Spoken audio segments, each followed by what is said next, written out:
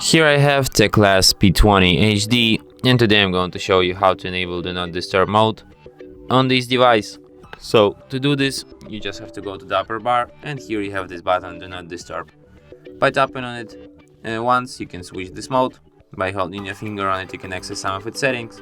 For example, you can add exceptions for this mode. It could be calls from anyone, from contacts only, from starred contacts only, or from nobody. Here you can star contacts which you want to be in the exceptions. There is also an option allow repeat callers if the same person calls a second time within 15-minute period. The same goes to messages. You can see all exceptions. You can add alarms, media sounds, touch sounds, reminders, events to the exceptions of the Do Not Disturb mode. You can restrict notifications. You can restrict only sound notifications. You can restrict and visual and sound notifications.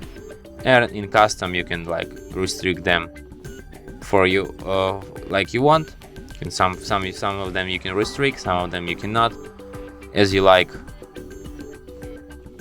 You can set default duration for this mode here, and you can also add a schedule for it. And that's all the options of the Do Not Disturb mode. And that's it. Thanks for watching. If you find this tutorial useful, don't forget to hit that like button and subscribe to our channel.